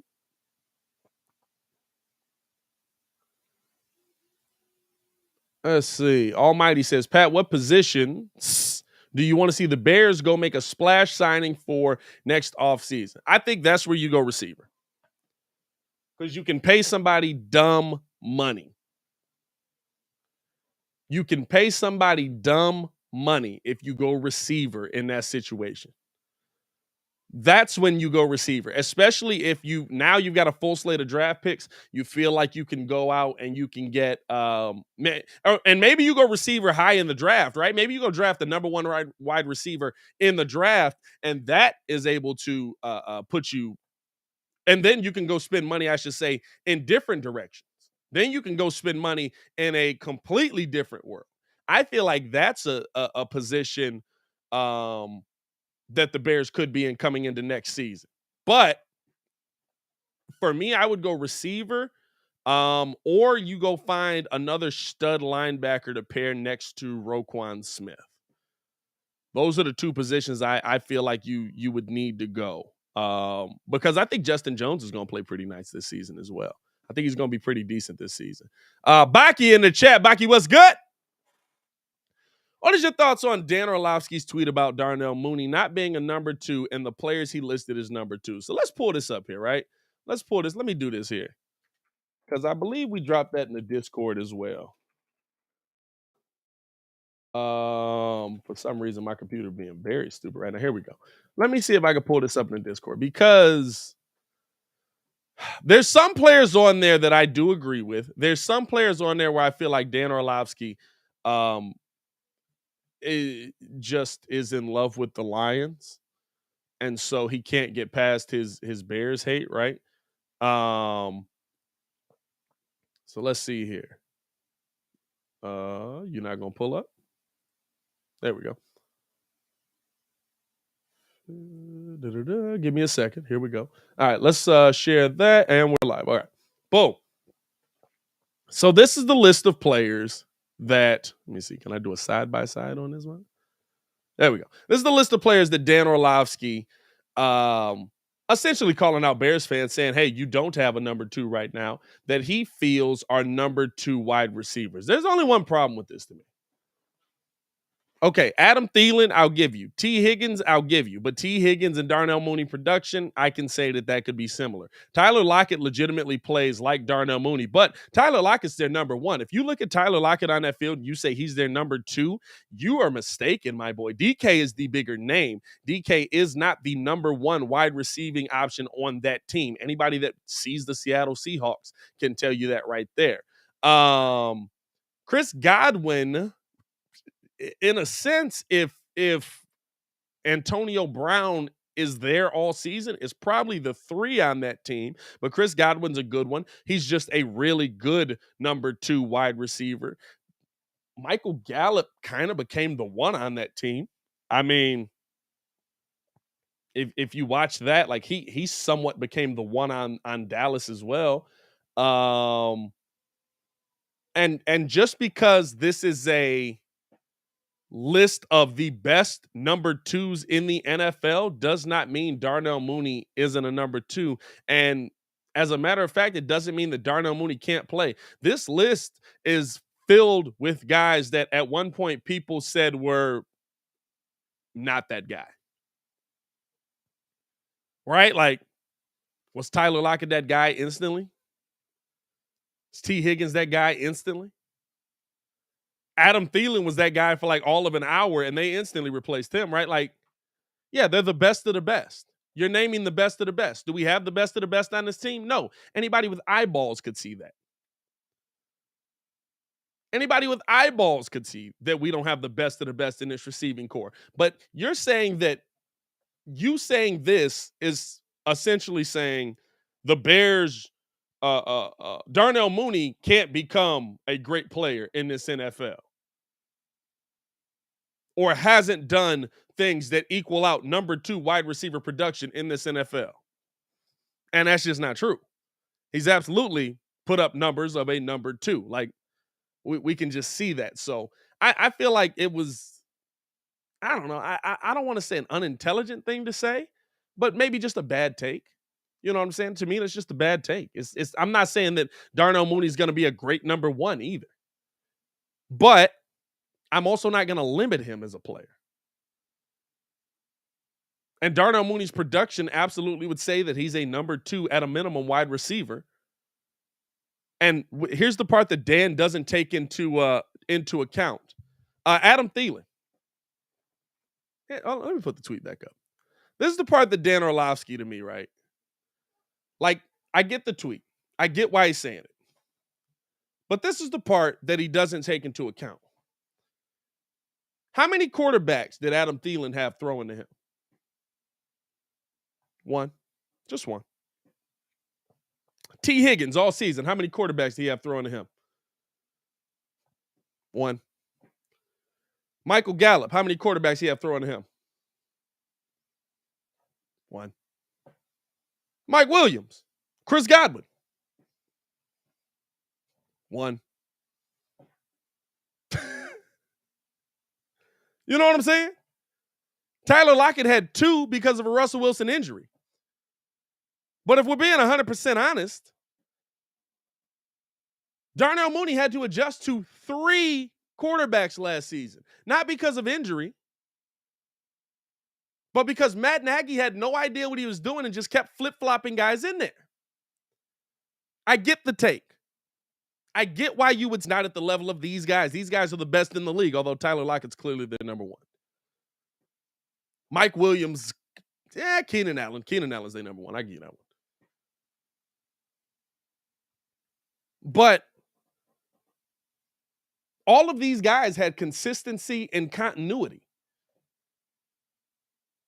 Darnell Mooney put up really good numbers with 3 dudes throwing to him, one of which had no idea how to play in the NFL. The second had no protection and was slow. And the third didn't want to be in Chicago.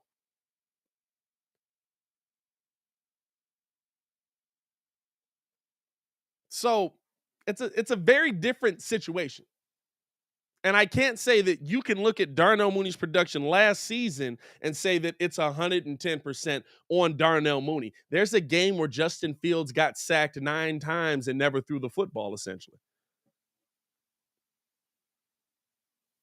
I get the take, Dan. But let's also look at what happened. That's all I ask. And look, I get it. I get it. The national guys don't always watch everything that happened. Why would they?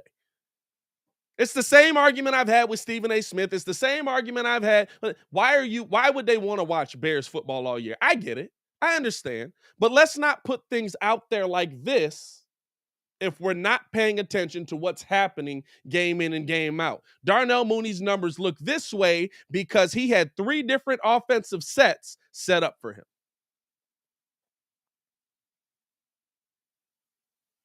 They weren't running the same plays with Justin that they were running with Andy, that they were running with Nick.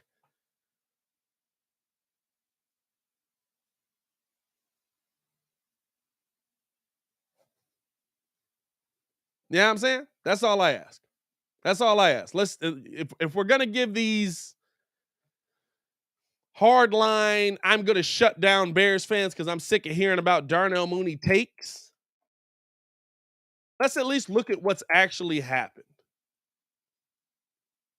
Let's at least look at what actually went down on the field.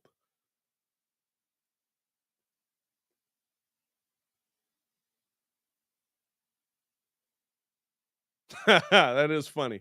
Baki, shout out to Baki, man, sending this tweet. Puts up the production between Mooney and Evans. Let's see.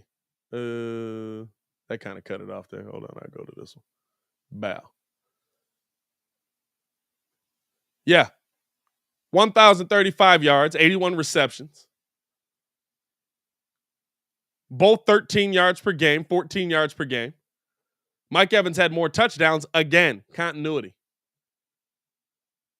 Again, continuity. Literally, Darnell Mooney and Mike Evans were the same player. And Mike Evans had a goat throwing to him. Come on. Come on. A little bit of research, dog. That's all I ask. A little bit of research goes a long way. A little bit of research goes a long way.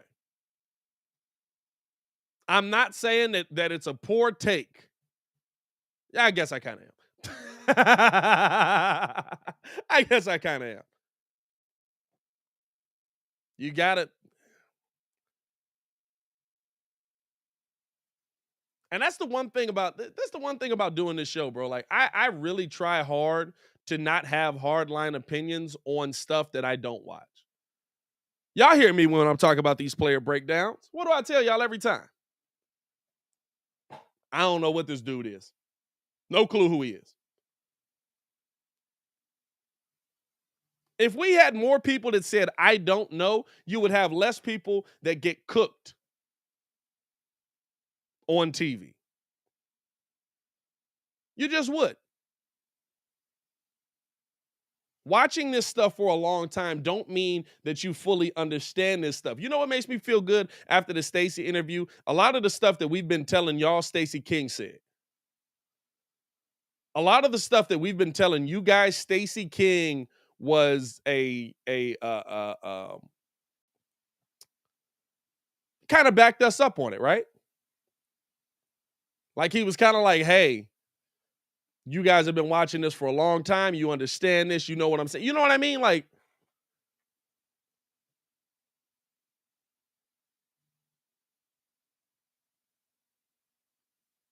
there's a difference in understanding what's happening and saying something because you feel like you have to have an opinion on it.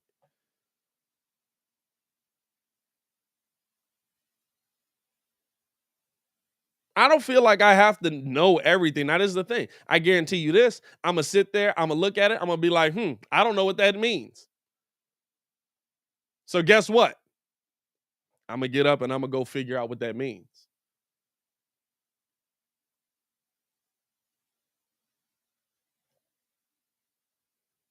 That's the big thing for me. That's the one thing that I look at for me. What we got in the chat? What do we got in the chat? Any more questions in here? Did I get everybody question? Let's see. Mr. Classic himself. And listen, I'm not comparing. I see some people saying you can't compare Darnell Mooney to Mike Evans. I'm not comparing Darnell Mooney to Mike Evans. What I'm saying is that like a lot of these guys put up great production with one quarterback throwing to him. Darnell put up similar production with 3.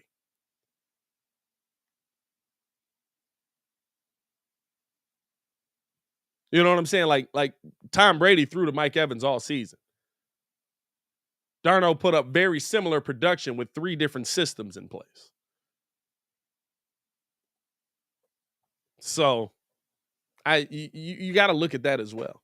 Let's go to Rodney. Rodney Heading says, since we have ex-Packers in the building, can we at least compete with them next season? Here's something interesting that I want Bears fans to think about, right? Bears fans, I keep saying this, Bears fans are coming in with the mindset that we're going to be the same team last season. We're going to be the same team we were last season because the same players are in the building. That's not the case.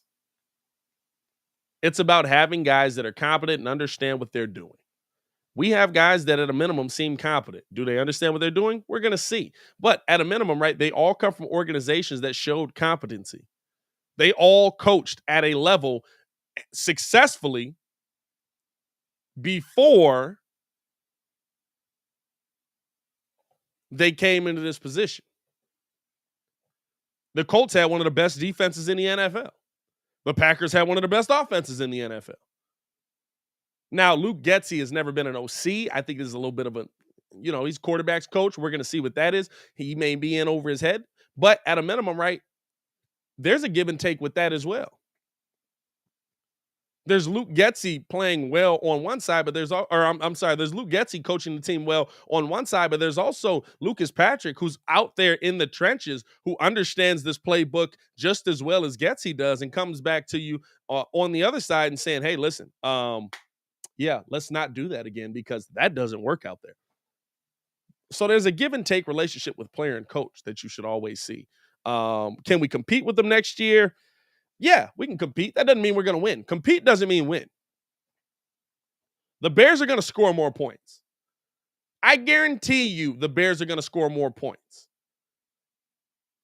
Matt Nagy was historically football bad. The Bears are going to score more points. The hard part for us is going to be turning that from the Bears are going to score more points to, hey, the Bears scored more points. Now are they good? Are they better? Or are they just a mediocre offense because he was historically bad? That's a very different situation. In the words of The Tape Never Lies, Matt Nagy is a shoe salesman. I got to get them boys on here, man. I do love the boys over at The Tape Never Lies. I be watching that. That's how I be sounding smart sometimes. What else we got? Questions. I love it. We're going to finish the show out on questions, man. We got 8 minutes left. Drop your questions. Anything you want to know about me, about the show, about what you want to hear on the team, stuff like that. Levante asks, do you think the Chiefs and coach franchise tag Orlando Brown and Quentin Nelson, respectively, potential Bears players? I don't know. That's a situation for me where it's so wait and see. And even if you were going to do it right, are you going to do it now? I wanted Orlando Brown. I really wanted Orlando Brown. I thought he re-signed, though. I thought Orlando Brown re-signed a contract. Let me double check that. I thought Orlando Brown had re-signed. Because I remember I was like, go get him. And then they were like, oh. Orlando Brown Jr. Okay, so they've just now begun extension talks. So it seems like they are planning on signing him, trying to get this contract shored up. But we'll see with that. They've just started the talks, so hopefully. But no, listen, I'd take either of them. I'd love either of them. We need the help. But hopefully, right, this is the thing. You're hoping that you don't need the help. This is all based on, like, we're coming into this with the expectation that, these guys aren't going to be able to play. These guys are going to struggle, blah, blah, blah. But you also have to go into it and say, hey, they haven't really had an opportunity to show me anything because they had a dunce at the head coach position. Let's see if we can figure this out. Let's see if this kid can actually play. I think Tevin Jenkins can play football. The biggest concern with Tevin is he going to be healthy enough to play football? You know what I'm saying? Shay asks, do you think Joakim Noah is one of the greatest Chicago Bulls centers in history? Top 5. Right? Talking A-Train, Grant, Rodman,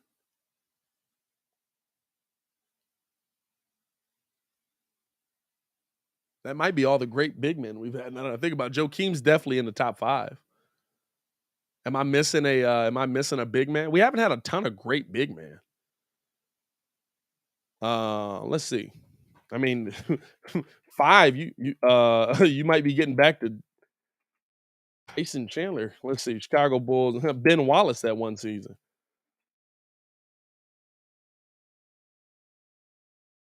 The mind said Dave Corzine.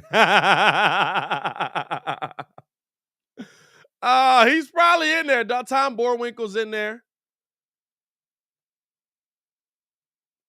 I'm trying to think. Longley, no. Clifford Ray, yeah. Oh, you know what? Pau Gasol is probably a top 5 center. Pau Gasol is probably a top 5 center. Yeah, it's probably A-Train. I would go A-Train. I would go 2 Rodman, even though I know he wasn't really a center, I guess. Like, he was a big man, but he wasn't a center. Bob Love was a forward. I mean, you talk about Tom Boyd. We haven't had a ton of great big men, dog. You know what I'm saying? Pau Gasol. I guess you can't really go Rodman because he wasn't the center on that team. Yeah, he's in there for sure. What else we got? Do you think I will replace Lonzo Ball coming Lonzo Ball come next season? That depends on Lonzo's health. That really just depends on Lonzo's health when you talk about it. Dave Corzine. That's pretty funny. I'm not going to lie to you. Hearing Stacy talk about Dave Corzine was pretty hilarious, bro. And it's Phil Jackson no matter what. Like, yeah, Bacchiardis is definitely our best center ever. I like this from Steve-O. Let's get messy to close out the show. Does Giannis' 1 ring hold more weight than KD's 2? Let's get messy. A ring is a ring is a ring. You might like that one more, right? There's people that don't respect the Lakers ring. Guess what? It's still their next championship. It's still something that most players in NBA history don't have. You'll never hear me disrespect a ring because guess what? If the Bulls had won a bubble ring, if the Bulls had won a ring with KD the way that the Warriors did, we would not be discounting it.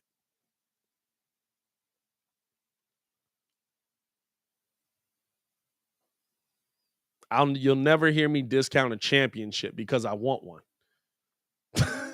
You'll never hear me discount a championship. There's no, this ring didn't mean as much. Oh, that season wasn't as good.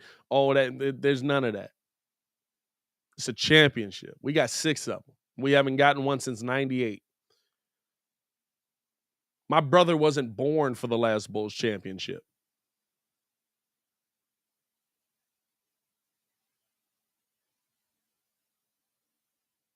If we had won a bubble ring, we'd be beating our chest just as loud as Lakers fans are. I don't use it as a discount, as a disrespect. If we had won a shortened season ring with Derrick Rose that year, we'd be beating our chest just as loud. Championship 7, baby. If LeBron and D Wade had decided to come here and we had won a ring with them, we wouldn't have been sitting here on the train of, oh, LeBron is weak. LeBron went here, he did this. You know what we'd be doing? LeBron probably, I'm gonna be honest with you, career move, probably the best move LeBron could have made, probably would have been to come to Chicago because they wouldn't have disrespected him because it's Jordan's franchise. Would have changed his entire perception. I guarantee it. I guarantee it. That's an interesting conversation for another day. That's an interesting conversation for a whole other day. If LeBron James had come to Chicago, they wouldn't have disrespected the Bulls the way that they disrespect him going to Miami.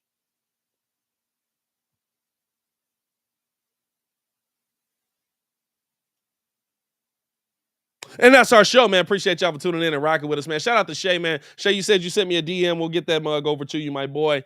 We appreciate y'all for tuning in and rocking with us. As always, man, hit that like button, subscribe to the page. We do talk Chicago sports daily on this channel. We will have a video dropping at 5, so be on the lookout for that. I mean, honestly, like the support you guys have shown has been awesome. Like I said, 15,000. Hold up.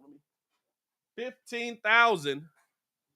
This is the next jersey we're giving away. Zach LaVine. These are dry fit too. I didn't even know this was a thing. So you can like wear this to hoop, I guess. I don't know why you would, but we're giving this one away at 15,000 subscribers. So make sure that you guys show support on that. Let people know about the Daily Show, man. We love the word of mouth approach. If you guys tweet at us, we'll usually retweet you. I ain't gonna lie. I ain't doing a whole lot of the debate thing on Twitter, the back and forth, because I'm not typing out a full argument. That's why I have the chat, so that when y'all come here, I can enunciate my point. I see much trying to go at me for like a lot of my comments and stuff on Locked On Bulls and stuff on the Twitter side. And I'm like, bro, I'm not debating you. First off, you got like 6 subscribers, 6 followers. Like, get out of here, bro. Hey, we appreciate the love that you guys have shown. As always, man, it's your boy, Pat the Designer, back at it again. We'll be back Monday morning from 11 to 1, like we always are, Monday through Friday. So make sure that you guys tune in on us with that. Also, follow us on everything. Follow me on everything at Pat the Designer, and follow the Windy City Breeze on Twitter at the WC Breeze. Appreciate y'all for tuning in and rocking with us, man. Hey, yo, Chicago, y'all stay safe out there, man. Peace.